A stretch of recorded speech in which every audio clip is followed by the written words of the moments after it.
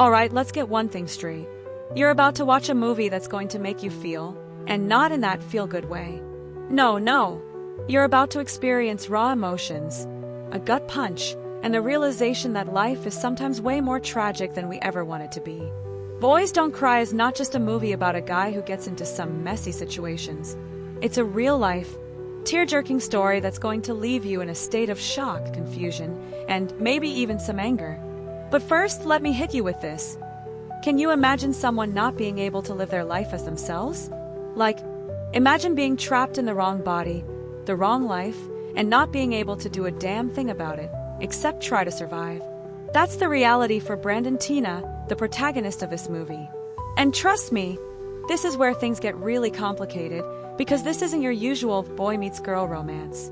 It's a story of survival, identity, and the painful consequences of living a life that others can't understand. So here's the deal. Brandon Teena is a young transgender man trying to live his life in the middle of nowhere in Nebraska. He's just trying to be. But as you might have guessed, that's not going to be easy.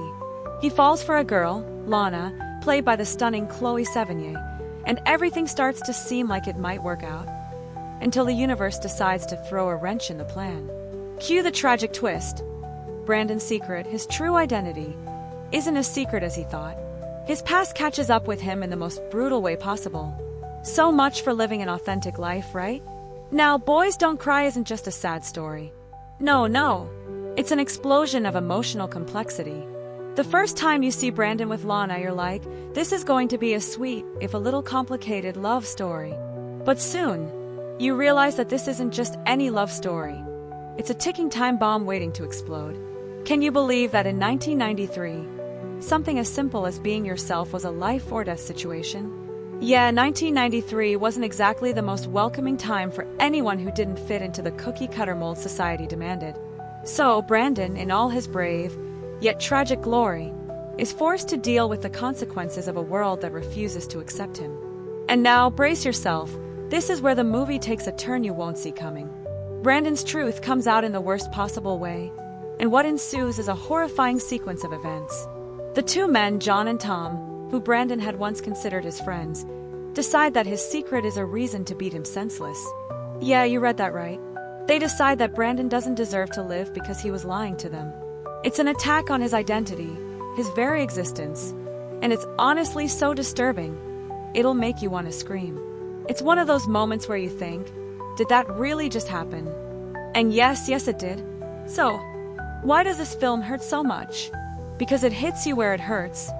Identity, love, friendship, and the price you pay for being real in a world that's anything but. Brandon's story is tragic because it's not just about one person's struggle to find themselves. It's about society's inability to understand and accept anyone who doesn't fit into their narrow view of what normal should look like. It's about a love that can never fully be realized because of fear, ignorance, and hatred. And honestly, that's the part that's going to tear you apart. But here's the part that will stick with you long after the credits roll. Brandon wasn't just a victim. He was a fighter. Every step he took, every choice he made, was a step toward claiming his own identity, even when the world wouldn't let him. Can you imagine having to face the people who you thought were your friends, and then being violently betrayed because of who you are? The movie doesn't sugarcoat anything. It leaves you with the messy, brutal reality of how difficult it is to just be yourself. Now, let's be real for a second. Everyone asks the same question after watching Boys Don't Cry. Why didn't anyone just let Brandon live his life? Why is it so hard to accept someone for who they are? And why do we, as a society, make people like Brandon suffer so much just because they're different? These are the questions that'll leave you thinking long after the movie ends. And here's the kicker, no one has a good answer. You'll walk away from this movie not just feeling emotional, but completely unsettled by the reality it portrays. But it's not all doom and gloom.